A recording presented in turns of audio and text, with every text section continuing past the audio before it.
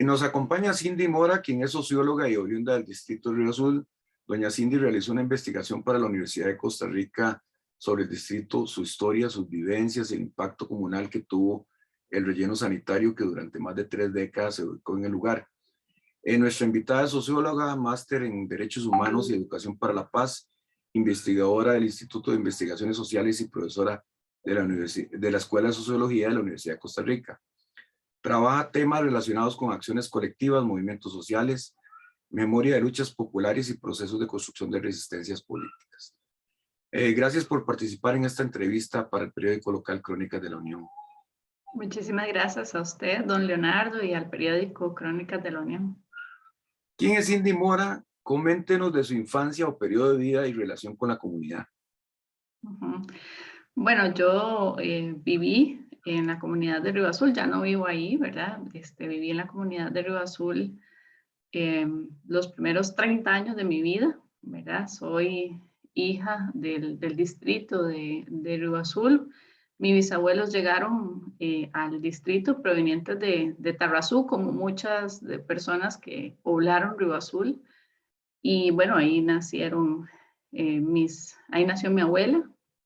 Y bueno, nació mi papá y mi familia vive ahí en Río Azul, ¿verdad?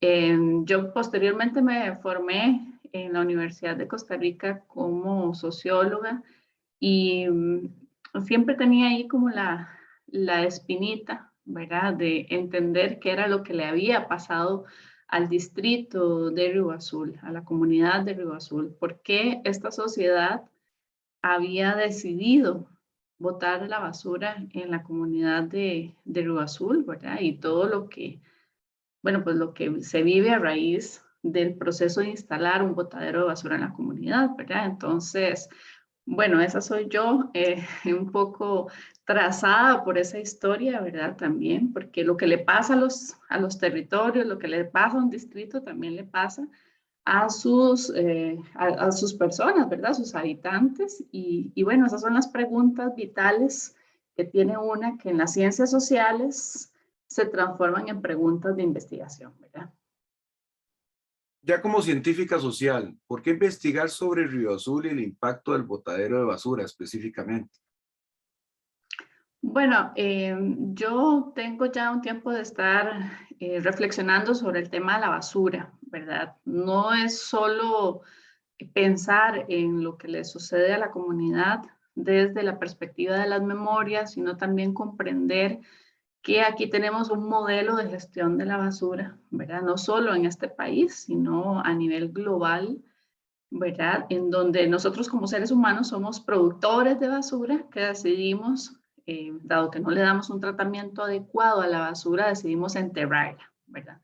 Nosotros enterramos la basura y tenemos, hay algunas personas que dicen que los seres humanos lo que hacemos son mausoleos, ¿verdad? Vamos y enterramos la basura, ¿verdad? Entonces, a partir de toda esta reflexión, de este análisis de la literatura a nivel global, entendiendo que esto sucede en todo el mundo, ¿verdad? Yo me pregunto por esta comunidad y por lo que esta comunidad vivió, pero cómo lo recuerda hoy, ¿verdad? Mi pregunta es a través de las memorias, ¿cómo recuerda esta comunidad lo que vivió, ¿verdad? Y entonces así pues me devuelvo a Río Azul en ese sentido, con una mirada más de las ciencias sociales y trato de indagar, bueno, cómo recuerdan quienes llegaron ahí, ¿verdad?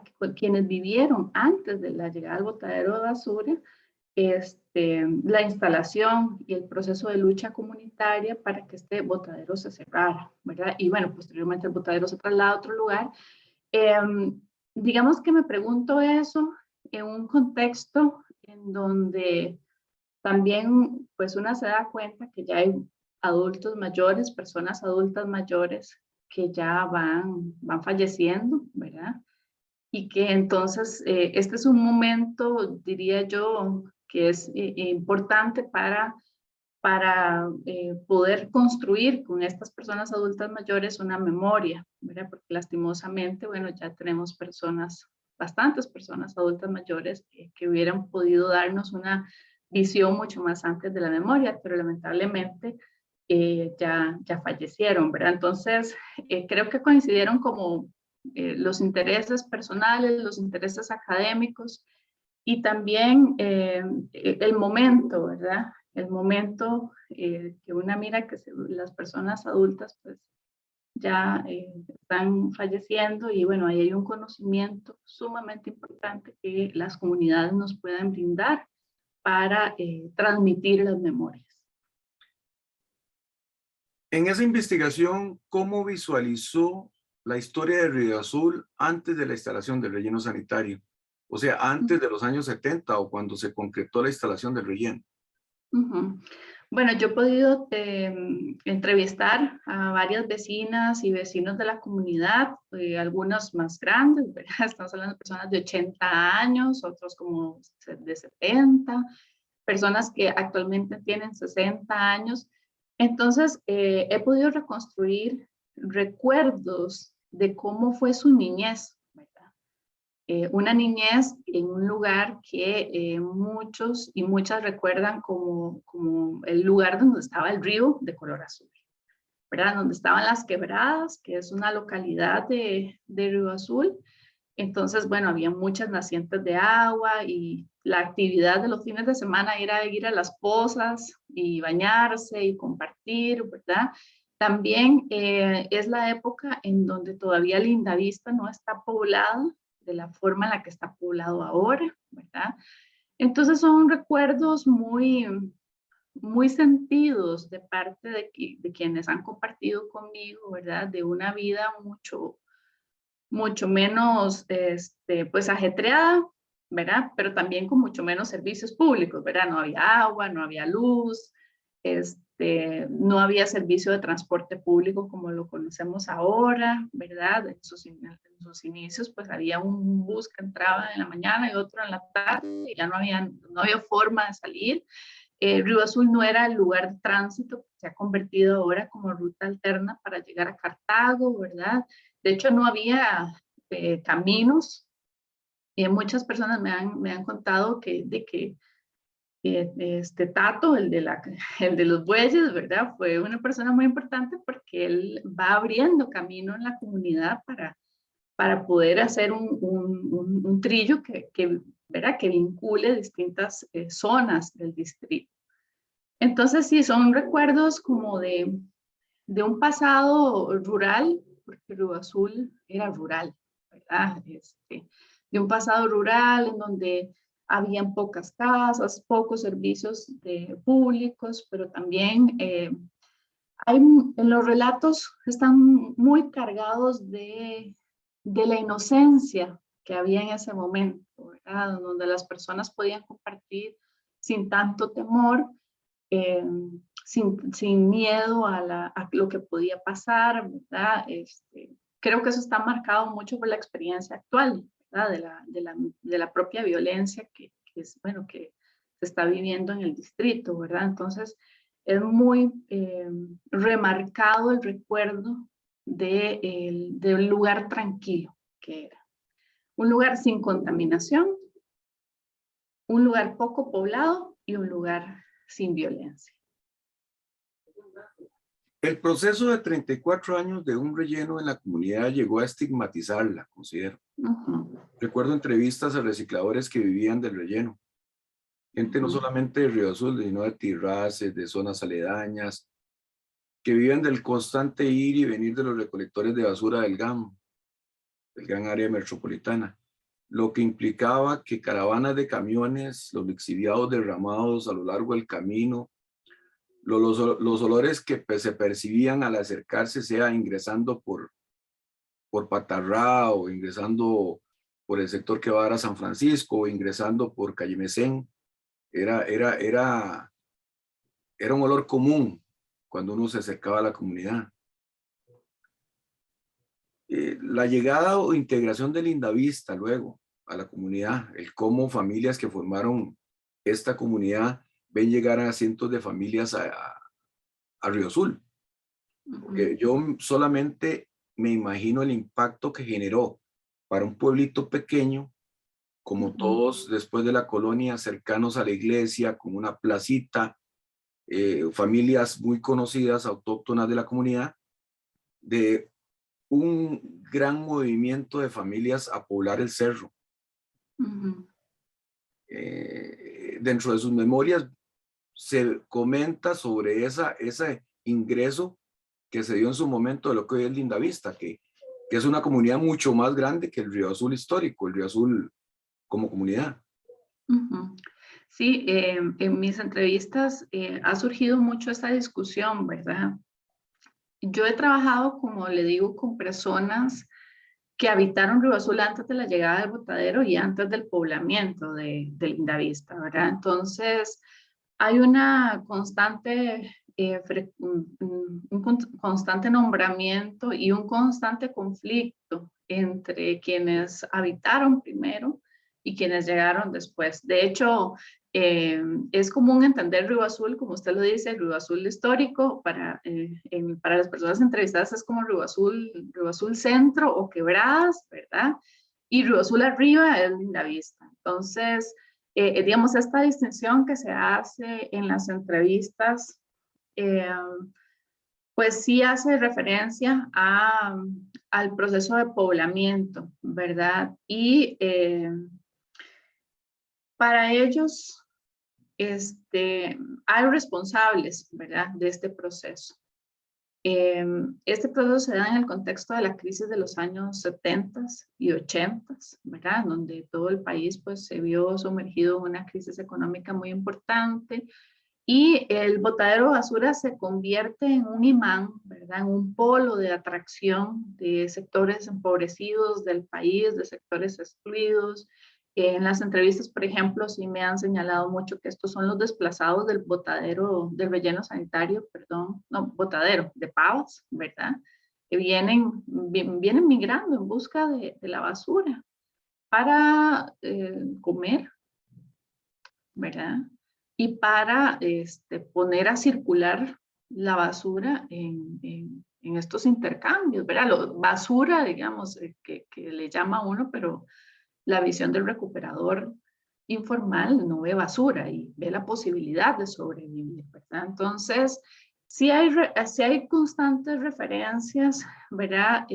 Creo que no todas las personas interpretan el proceso de la misma forma, ¿verdad? Algunos son más condescendientes, ¿verdad? Tratan de comprender que aquí estamos hablando de grupos excluidos, ¿verdad? Socialmente, que vienen detrás de los lugares en donde se deposita la basura.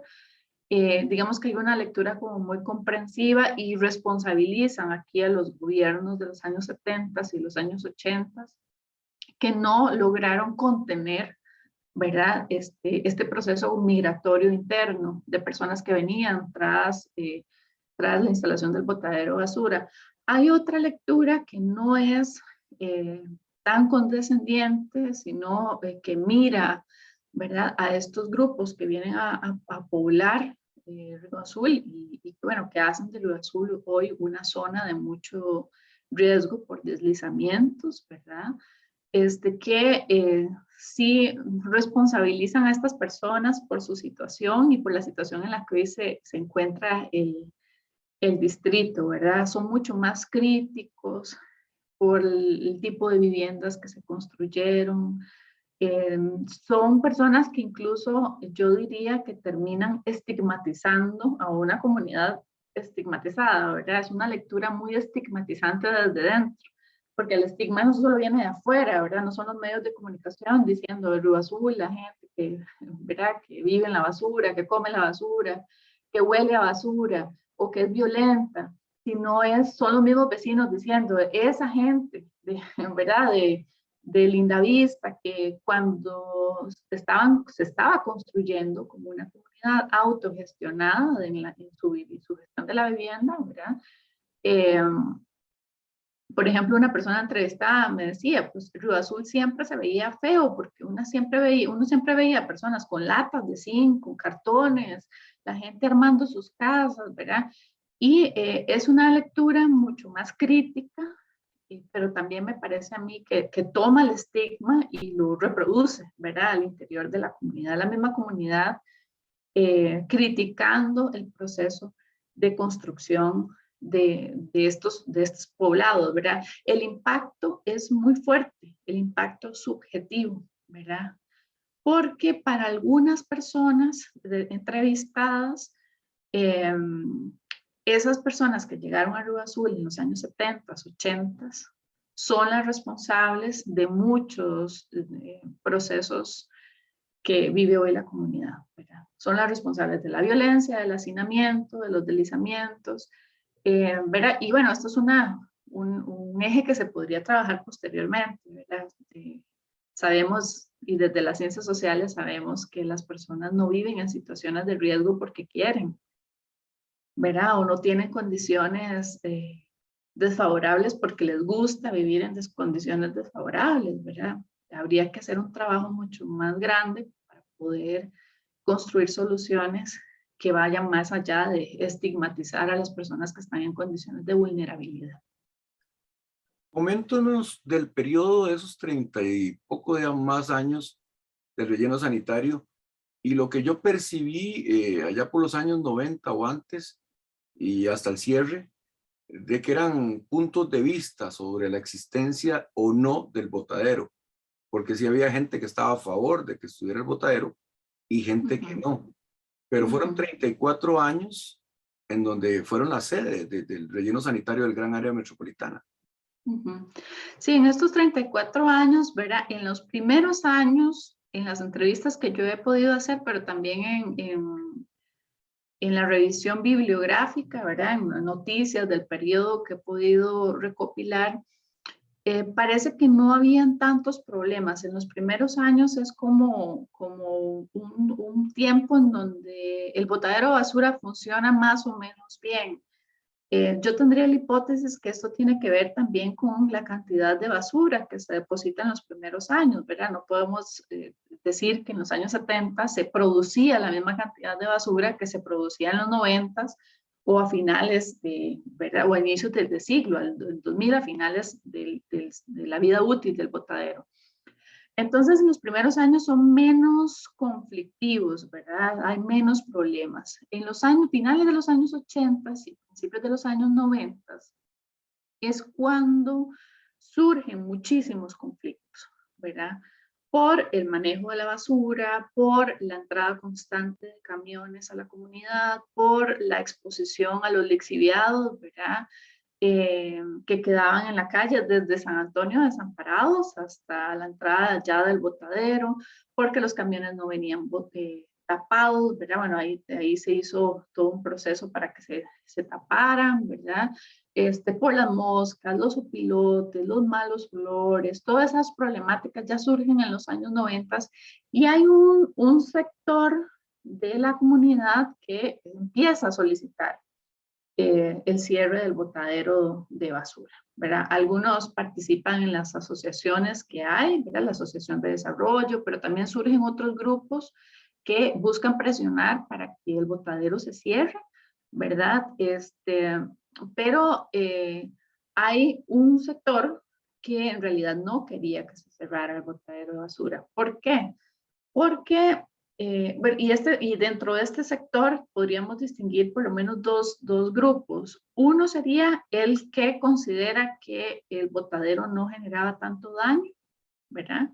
Y que eran más los beneficios que obtenía la comunidad de mantenerlo, ¿verdad? La comunidad podría negociar con el gobierno, tener obra pública, infraestructura, dineros para, ¿verdad? Obtener una cosa u otra. De hecho, son constantes las denuncias que hay en esa época, ¿verdad? De cómo comunidades cercanas que no tenían el botadero enfrente, también obtenían beneficios del botadero, ¿verdad? Se les daba dinero a Fátima, desamparados, se le daba a San Antonio, desamparados, bueno, a Tirraces, que es muy comprensible, ¿verdad? Porque Tirraces está, pues prácticamente el botadero está en Tirraces, ¿verdad? Una parte. Y eso genera mucho conflicto entre los vecinos y las vecinas porque en muchas ocasiones Río Azul se oponía pero se contaba con el favor de San Antonio, de Tirraces, de Fátima, de San Lorenzo, o sea, todo el mundo que pudiese pedir, y esto hace mención a otro rasgo pues, de nuestra cultura política, ¿verdad? Y es el clientelismo. Quienes sufrían directamente eran las personas de Río Azul, pero todo el mundo aprovechaba para pedir, y el gobierno que, digamos, no tenía un manejo del conflicto como muy claro, una estrategia clara, pues lo que hacía era darle a uno, a usted le doy esto, a usted le doy lo otro, y entonces todos contentos, y Río Azul, ¿verdad? En las entrevistas es como muy claro, ¿verdad? Río Azul sufriendo los malos olores, los lixiviados, las moscas y demás, y pues este sector dentro de la comunidad también había un sector que sabía que se podía ver beneficiado por tener el botadero de basura, entonces a favor del botadero. Y el otro grupo que estaría también a favor era el grupo de los recolectores informales, ¿verdad? Conocidos tradicionalmente como buzos. Entonces, muchos conflictos. El botadero de basura deja muchos conflictos entre la comunidad, porque no toda la comunidad, ¿verdad? Cuando hablamos de comunidad, tenemos que pensar que está compuesta como de muchos grupos, de muchos intereses, tiene muchas demandas, entonces no todo el mundo quería lo mismo. No es cierto que todas las personas estaban a favor del cierre, ¿verdad? Había muchas personas que pensaban que así se podían conseguir cosas que, bueno, que ahora yo digamos, lo analizo y viendo las experiencias en otros lugares del mundo, son cosas básicas, ¿verdad? Como el agua, como la luz, ¿verdad? En las entrevistas ha sido muy frecuente esta mención, ¿verdad? Que, bueno, Río Azul aceptó el botadero de basura a cambio de que el agua llegara hasta Río Azul arriba, ¿verdad? Hasta Lindavista, hasta, bueno, son cosas básicas de la vida, pero se negociaba con eso, se negociaba con latas de zinc, se negociaba con sacos de cemento para que usted pudiera arreglar su casita, se negociaba con comida, ¿verdad? En el caso de Tirrazas es clarísimo que el gobierno pues reconocía las necesidades que tenía la comunidad y le brindaba comida, ¿verdad? Un diario a cambio de que Río Azul aceptara el botadero de basura. Y pues eso habla de esas dinámicas clientelares que pusieron en conflicto a toda la comunidad. Como le dije, me tocó vivir la etapa de fines de los 80, por lo menos conocer el lugar, caminar por lo que no eran gradas en Lindavista, que eran Ajá. gradas trazadas en el terreno, donde ahí las avalanchas de lodo que caminaban por las alamedas y por todas las llamadas gradas que ahora son de cemento. Ahora son de cemento. Cuando ahora hay asfalto en la calle, en ese momento no había asfalto. Tal como indicó usted, uno tenía que tomar el bus de Río Azul allá por el parque frente a la catedral, y ahí lo agarraba uno y se iba, y no eran todos los horarios ni todo el día. Era otra comunidad. Río Azul es el único distrito del Cantón de la Unión que cuenta con un cementerio, estadio, canchas de fútbol y actualmente el Parque La Libertad. Algunos productos de gestiones ante el gobierno, como usted comentó, para compensar el impacto del botadero. Podríamos hablar de beneficios y afectaciones de esas más de 3 décadas de funcionamiento del relleno sanitario.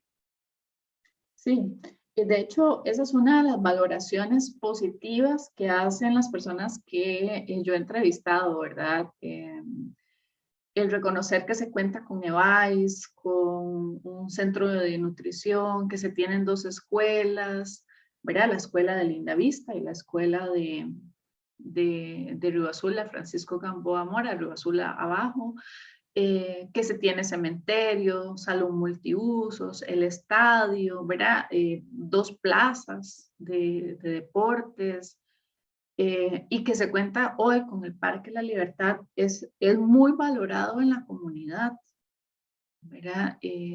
Yo creo que todas las personas con las que yo he hablado han hablado positivamente de eso, ¿verdad? Se cuenta con eso.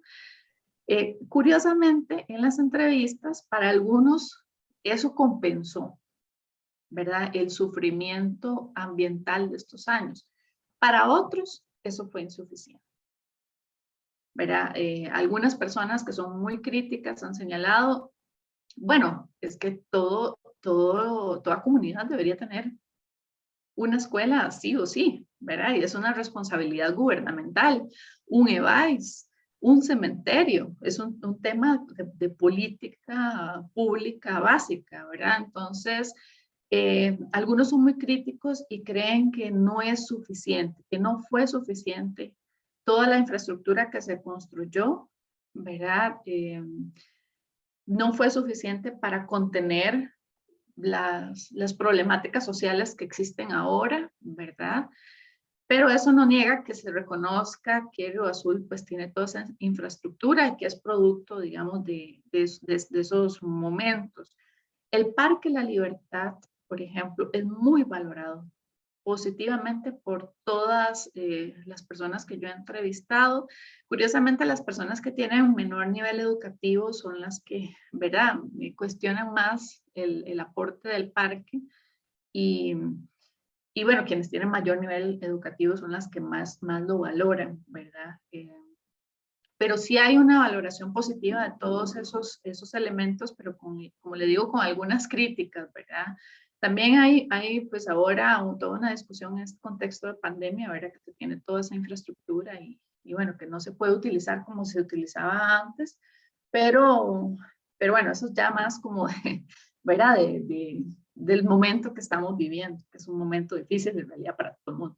Recuerdo las advertencias constantes allá por los años 2000 de un posible deslizamiento que arrasaría con la escuela.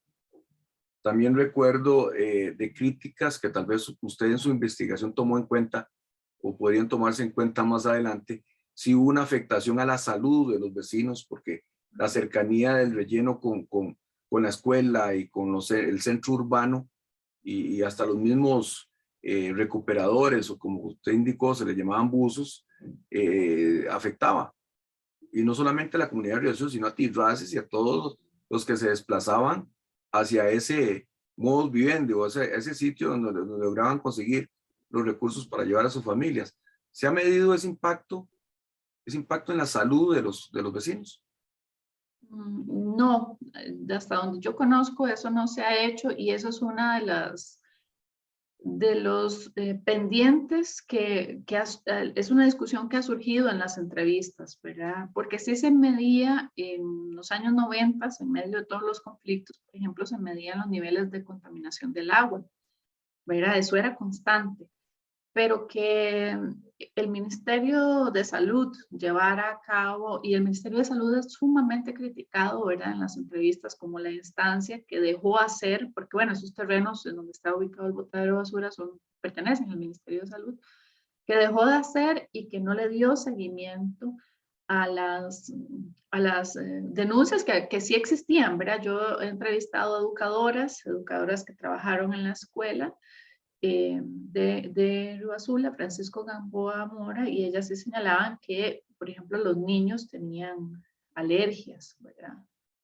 Habían desarrollado alergias, había muchos problemas respiratorios, pero que el Ministerio de Salud nunca les brindó la atención necesaria para poder darle seguimiento de esa sospecha, ¿verdad? Era como una sospecha de que algo podía estar afectando a los niños y a las niñas de la localidad, ¿verdad? Hasta el momento yo no conozco que se haya realizado una investigación más desde esa índole, ¿verdad? Porque el botadero cerró, hay un cierre técnico, pero el botadero sigue ahí, la basura está ahí enterrada. Entonces yo no conozco y aquí tal vez sería importante señalar que a nivel global muchas de estas comunidades denuncian, comunidades en donde se han instalado botaderos de basura denuncian, ¿verdad? O piden exámenes, piden a las autoridades de salud seguimiento y por lo general no se hace, ¿verdad? No, es una demanda que no se hace y es uno de los temas que en las entrevistas que yo he podido realizar generan miedo, ¿verdad?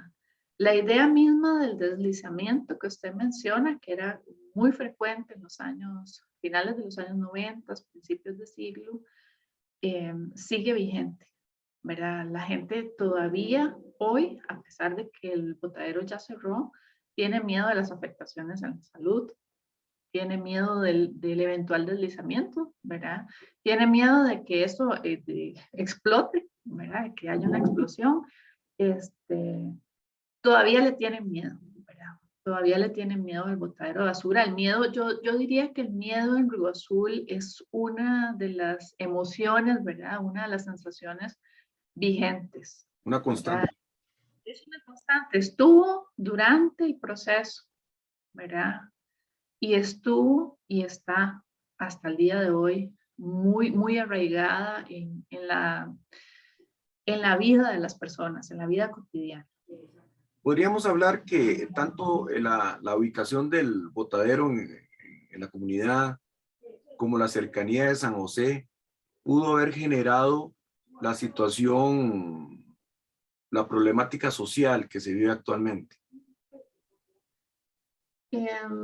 Bueno, en las entrevistas que yo he realizado para las personas entrevistadas, ¿verdad? Que han participado en la investigación, para ellas la problemática social está directamente asociada con el botadero de basura, ¿verdad? El botadero de basura generó desde su perspectiva que un pueblo rural, en aquel momento era rural, ¿verdad?, se transformara en un lugar en donde pues se generaron dinámicas sociales de vivienda autogestionaria con las características que tiene actualmente, ¿verdad? Hacinamiento, sobrepoblación.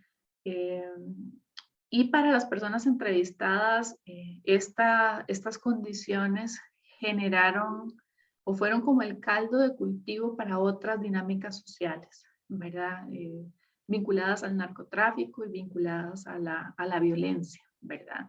Entonces, para las personas que yo he entrevistado, para ellos sí, ¿verdad? Esa es una explicación. De hecho, una de las personas que yo entrevistaba señalaba, bueno, es que todos los problemas sociales que tenemos ahora, decía esta persona, tienen su origen en el botadero de basura, ¿verdad? Tenemos un botadero de basura que atrajo sectores empobrecidos que no fueron, ¿verdad?, atendidos socialmente por el Estado, con una serie de dinámicas sociales que hoy vemos las consecuencias de esto. Él le llama a este fenómeno precarismo, ¿verdad? Para él lo que él lo denomina de esa manera. Y bueno, todo el tema de la violencia, el narcotráfico asociado. Esta es una explicación, ¿verdad?, que es muy propia, digamos, de las entrevistas que yo he hecho. Yo pienso que muchas comunidades en donde se deposita la basura, veamos hoy la Carpio, por ejemplo, son comunidades estigmatizadas en donde ¿verdad?, los estigmas se reeditan y sí hay una serie de problemáticas sociales, pero tiene que ver también con una discusión mucho más estructural, ¿verdad? ¿Qué Estado se hace presente en estas comunidades? ¿Cuál es la respuesta institucional para atender problemáticas sociales, ¿verdad? Yo creo que tiene que ver mucho más con la dimensión estructural, ¿verdad?, que con la responsabilidad del devenir individual de cada comunidad, ¿verdad? Tiene que ver más como qué fue lo que hizo el Estado para que esto sea hoy así, ¿verdad? ¿Qué Estado había, ¿verdad? Y probablemente tendríamos que reconocer que desde los años 80, pues un Estado con una presencia institucional débil, porque una de las personas octogenarias de la comunidad, ¿verdad?, que es crítico, por ejemplo, estos beneficios que hablábamos ahora que obtuvo la comunidad, él decía, bueno, pero ¿dónde está el colegio de Río Azul? ¿Por qué Río Azul? Si nos prometieron el progreso, y es muy lindo, digamos, su razonamiento es, si nos prometieron el progreso, ¿por qué solo nos dieron una escuela? ¿Verdad? O el progreso era llegar hasta sexto año. Los jóvenes de Río Azul no merecían un colegio, una institución de formación secundaria. Entonces, ahí es donde uno ve que, digamos, una persona como esta, que logra ver a la juventud desde sus 80 años y decir, bueno, ¿qué le vamos a pedir a una institución, a una juventud, perdón, que no ha tenido apoyo institucional para educarse? ¿Verdad? Si el colegio, digamos, al que iban muchas comunidades de desamparados, el vigente era el de San Antonio, el Liceo San Antonio. ¿Verdad? Iban los de Río Azul, pero también iban los de Fátima, los de Dos Cercas. Posteriormente se han ido abriendo nuevos centros educativos de educación secundaria, pero para Río Azul nunca hubo eso, ¿verdad? Entonces, sí también hay pues esta lectura, ¿verdad? Que permite problematizar la presencia del Estado en Río Azul. ¿Cuál Estado es el que ha estado en Río Azul y ha brindado apoyo y le ha brindado la mano a las personas para que logren, ¿verdad?, tener otras alternativas en la vida? Este vecino con sus 80 años y con una lucidez, ¿verdad?, es capaz de decir, ver y decir, bueno, usted critica a los jóvenes de Río Azul. ¿Cuáles son las oportunidades que tienen? Sus oportunidades son sacar el sexto grado. Considero que el país está en deuda con Río Azul. Considero que el Cantón de la Unión está comprometido, debe estar comprometido con Río Azul, porque tal como usted dijo, la basura sigue ahí y el cierre técnico aún no se ha dado. No nos hemos planteado como Cantón y como GAM qué va a pasar después de que el Ministerio de Salud haya dado el cierre técnico. Siempre ha existido una amenaza de invasión de los terrenos. ¿Qué va a pasar con eso? Y en eso tenemos que ser vigilantes, no solamente los vecinos de Río Azul, sino y exigir a las autoridades competentes de que se dé un verdadero cierre técnico. O sea, podríamos hablar de un cierre, hablaban de 25 años cuando se cerró. Lo último que conversé con alguien me dijo que se ocupaba más tiempo todavía, porque la cantidad de desechos que hay ahí es impresionante, es impresionante. Entonces el compromiso sigue vivo y el botadero sigue vivo, tapado ahora por zacate con chimeneas para sacar los gases y con una planta de tratamiento, pero el relleno o el botadero sigue ahí, la basura sigue ahí. Y eso es una deuda que tenemos como país con ese distrito, ¿no?, y con esas comunidades, ¿no? Así es. De hecho, a mí me parece que, bueno, y esta entrevista también es importante para mí por eso, ¿verdad? Porque es plantear a Río Azul. Río Azul es un territorio de frontera, ¿verdad? Geográficamente su acceso es por desamparados, pero pertenece administrativamente al Cantón de la Unión, ¿verdad? Y en las entrevistas, por ejemplo, es muy frecuente, esta persona octogenaria me decía, es que Río Azul siempre fue como un perro sin dueño, ¿verdad? Estuvo ahí y el día que me vinieron a tirar la basura, está bien, vengan, le tiran la basura. Y luego pasó todo lo que pasó. Y hay un compromiso, me parece, que debe ser asumido colectivamente, porque los problemas que tiene Río Azul son problemas que lo trascienden al distrito, ¿verdad? Y sin apoyo y sin una visión cantonal, ¿verdad?, que permita gestionar los riesgos que ahí hay, porque estamos hablando no solo del botadero, los riesgos asociados al botadero, sino de una serie de riesgos sociales que hay. Río Azul solo no los puede lograr, ¿verdad? Yo creo que eso ha cambiado y bueno, con la gestión de David, ¿verdad?, en la municipalidad de David Chavarría, el síndico, pues David ha hecho mucho por darle voz en términos, digamos, del gobierno local a la comunidad, ¿verdad? Pero ciertamente, como usted lo señala, yo concuerdo absolutamente, es necesario darle a Río Azul una serie de recursos, no estoy hablando solo de recursos económicos, ¿verdad?, sino como darle una serie de recursos que permitan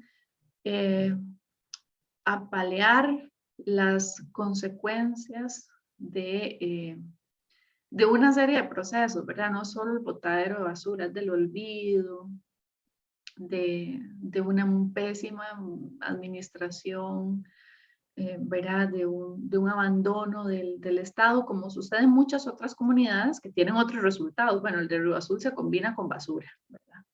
Pero es la situación de muchas comunidades a nivel nacional, ¿verdad? Y se necesitan pedirle a Río Azul que además de todo lo que ha vivido, encuentre las soluciones de sus problemáticas.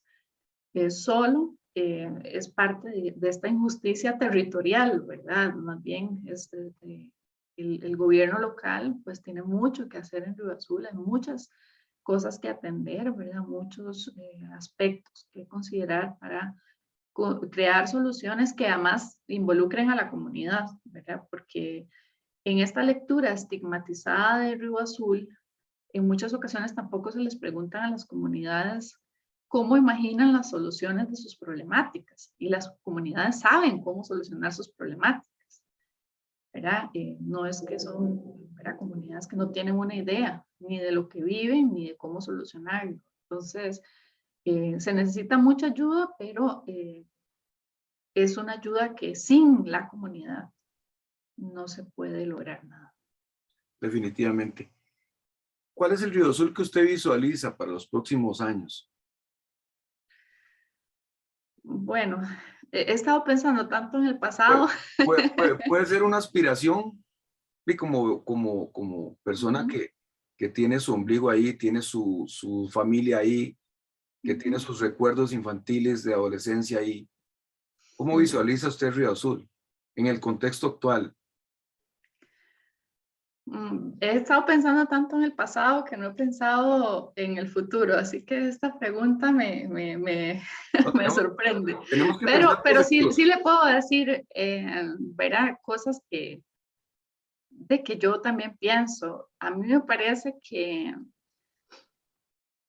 vamos a ver, en mis entrevistas, en muchas ocasiones yo he sentido una lectura muy adultocéntrica, por supuesto, porque estoy hablando con adultos mayores, pero no necesariamente por hablar con adultos mayores tendría que haber adultocentrismo, ¿verdad? Entonces, en mis entrevistas, frecuentemente yo encuentro, ¿verdad? Como el Río Azul idílico y los jóvenes malos, ya la juventud podrida, ya no hay nada que hacer, todo está perdido, no, ¿verdad? A mí eso es algo, y aquí estoy hablando yo como investigadora, que me hace ruido, ¿verdad? Yo digo, bueno, si esa es la posición que nosotros vamos a tomar respecto al Río Azul, entonces no hay nada que hacer, ¿verdad? No hay absolutamente nada que hacer. Esos pobres chiquitos están condenados a vivir en un ambiente violento, a vivir en un ambiente lleno de drogas y, y, y me parece que no es así, ¿verdad? Yo, por ejemplo, en el marco de este proyecto, usted me preguntaba o me comentaba ayer en los audios, ¿cómo imaginaba yo los resultados de este proyecto? ¿Verdad? Y bueno, yo voy a hacer un libro bueno, en la universidad hacemos ese tipo de cosas, pero también voy a hacer un libro para niños, para niñas, con dibujos, que no lo voy a dibujar yo porque yo no sé dibujar, pero un diseñador gráfico me va a ayudar para compartir esta memoria que tienen los adultos mayores con personas más jóvenes. ¿Verdad? A mí me parece que es un error pensar en esta lectura adultocéntrica que ya no hay nada que hacer por Río Azul. ¿Verdad? Si así fuera, pues ya no hay nada que hacer por nada, digamos, el futuro ya no va a ser, ¿verdad? Un futuro, pues, sin ningún tipo de esperanza. Entonces yo me imagino un Río Azul que sea capaz de comprender los malestares, que sea capaz de comprender los dolores, que sea capaz de comprender el sufrimiento de las personas que viven en una comunidad estigmatizada, ¿verdad? Y no solo de la población adulta, sino de la población joven y de los niños y niñas de la comunidad, ¿verdad? Me imagino un río azul que pueda, yo tengo compañeras que, por ejemplo, hay una compañera que está haciendo un trabajo comunal universitario en Lindavista con organizaciones migrantes, ¿verdad? Porque, bueno, tenemos mucha población migrante nicaragüense en Río Azul, ¿verdad? Tenemos el Parque La Libertad, tenemos la posibilidad de gestionar institucionalmente recursos para poder darle lugar a esas necesidades de las personas más jóvenes que habitan en el lugar, ¿verdad? Entonces sí me imagino un Río Azul en el cual las personas jóvenes, quizás esa sea una de las limitaciones de mi proyecto, porque bueno, no todos los proyectos tienen que abarcar todas las aristas de los problemas. Es una limitación en el sentido que yo pensé un trabajo desde las memorias y lo hago con las personas adultas mayores, ¿verdad? Con quienes tienen la memoria. Pero sí un Río Azul en donde pues las personas jóvenes tengan muchas más opciones de las que tienen, ¿verdad? Y creo que la coordinación entre instituciones puede aportar un poquito, ¿verdad? No, pues no lo puede poner todo, ¿verdad? En Río Azul hay organizaciones de jóvenes, ¿verdad? Hay una organización muy bonita de Corramos, se llama, que son personas jóvenes y no tan jóvenes, ¿verdad? También, que hacen deporte, ¿verdad? Y que tenían representación a nivel nacional, iban a carreras a distintos lados del país. O sea, hay un potencial que se puede explotar aún más con los recursos organizativos que tienen, ¿verdad? Yo creo que es importante recordar que las comunidades no son solo dinero. Hay mucha gente que piensa que las comunidades pueden estar mejor si tienen dinero. Estamos en el capitalismo y ciertamente si uno tiene dinero, pues está mejor si no lo tiene, ¿verdad? Pero hay recursos organizativos que existen, ¿verdad? No tiene que empezar de cero. Hay organizaciones, como le digo, de migrantes, organizaciones de jóvenes deportistas, hay organizaciones, bueno, instituciones, hay presencia institucional, poner a dialogar todos estos recursos organizativos, yo creo que pueden salir cosas muy bonitas. Y me parece que sí es necesario escuchar las voces de las personas más jóvenes, incluso en lecturas muy estigmatizadas de las comunidades, pues nunca nadie dice, bueno, vamos a escuchar qué es lo que tienen que decir las personas jóvenes que se van involucrando poco a poco en el narcotráfico.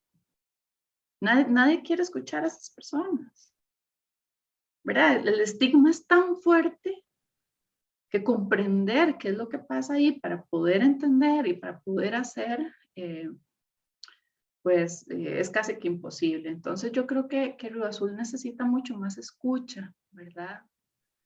Necesitamos escuchar mucho más los sueños de las personas jóvenes y también de los niños y las niñas, porque sí, en esa limitación que tiene mi proyecto, a veces el adultocentrismo me parece que también es muy nocivo, ¿verdad? Juzga muy fuertemente a personas jóvenes que han vivido otras condiciones. Otras realidades. Exactamente. ¿Cómo acceder a su investigación o en qué tiempo lo podemos obtener? Mi proyecto todavía está vigente, entonces yo no he terminado, ¿verdad? Todavía estoy en el proceso de realización de la investigación, que es una investigación que, bueno, no pude seguir como todas las etapas, ¿verdad? Una tiene un diseño y dice, bueno, voy a hacer esto y después voy a hacer lo otro, pero bueno, vino la pandemia y entonces todo se desordenó, ¿verdad? Entonces he tenido como dificultades. Sin embargo, esta investigación va a estar lista tiene que finalizar, ya no va a haber más después de eso en el mes de junio del próximo año.